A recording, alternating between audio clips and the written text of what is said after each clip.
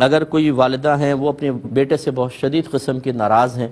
کیونکہ وہ بیٹا اپنی زوجہ کے زیادہ فیور کرتا ہے اور اس وجہ سے کافی بدتمیزیاں ماں سے کرنا، تو ماں سے اس کا رابطہ ختم ہو گیا ہے اور اب ان کا کانٹیکٹ بھی ختم ہو گیا، بیٹے کا نمبر بلاک کیا ہوا ہے۔ اب والدہ کویسچن کرتی ہیں کہ اگر میں اپنی بیٹی کو یہ وصیت کروں کہ جب میں مر جاؤں تو میرے بیٹے کو اس کی خبر بھی مت دینا، تو کیا حکم شرع ہوگا؟ دیکھیں بالکل ہے تو جائز، خیر ویسے تو بیٹے کو آنا چاہیے جنازے میں اور آخری دفعہ کم از کم چلو چہرہ دیکھ لے، تو یہ بہت اچھی چیز ہے۔ لیکن اگر ماں ایسی کوئی وصیت کرتی ہے اور اتنا اس کا دل دکھا ہوا ہے تو بہرحال ماں کو یہ اجازت ہے۔ آپ نے وہ جریج عابد والا واقعہ سنا ہوگا، وہ تو نماز پڑھ رہے تھے، ماں نے ایک دفعہ آ کے باہر آواز دی، وہ سوچتے رہے کہ ماں کو جواب دوں یا عبادت میں مشغول رہوں، ماں کو جواب نہ دیا۔ پھر انہیں دوسری مرتبہ ایسا ہوا، جب تیسری مرتبہ بھی انہوں نے جواب نہیں دیا تو ماں کی زبان سے نکلا کہ اللہ تعالیٰ تجھے اس وقت تک نہ مارے جب تک تو فاحشہ عورتوں کا منہ نہ دیکھ لے۔ اور آگے چل کر پھر ایسے ہی ہوا، اس زمانے کی ایک فاحشہ عورت تھی، اس نے آپ پہ جھوٹا الزام لگایا، لوگوں نے مارا پیٹا۔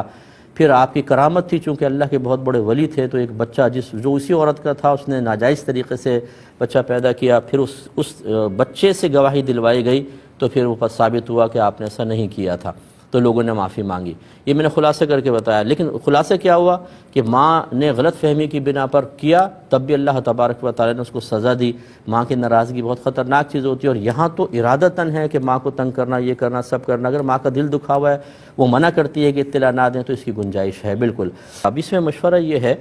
کہ دیکھیں بالکل جب اولاد کی طرف سے پے در پہ مسلسل قصداً، اور وہ بھی بیوی کے مقابلے میں ماں کی نافرمانی ہو، تو ایک فطری تقاضا ہے کہ ماں کا دل دکھتا ہے، اور ایک وقت ایسا آتا ہے کہ ماں بالکل فیڈ اپ ہو جاتی ہے اور اس کی مامتا کہیں بہت پیچھے چلی جاتی ہے، اور جو دکھ اور صدمے اور غم ہیں وہ غالب آ کر اور وہ اس طریقے سے ایک نامناسب رویے کی طرف نشاندہی کرتے ہیں، رہنمائی کرتے ہیں، اور ہم اسے قبول کر لیتے ہیں۔ مشورہ صرف اتنا ہے، اولاد اس نے غلط کیا بہت، آپ چاہے اس سے رابطہ دنیا میں رکھیں نہ رکھیں، وہ کانٹیکٹ کرے نہ کرے، ہمارا مشورہ یہ ہوگا کہ دل سے اس کو معاف کر دیں، ورنہ اس کے لیے جہنم بس پکی ہے، جہنم یہ سمجھ لیجئے، ہو سکتا ہے مرتے وقت کلمہ بھی نصیب نہ ہو اس کو، اتنا خطرناک صورتحال ہے۔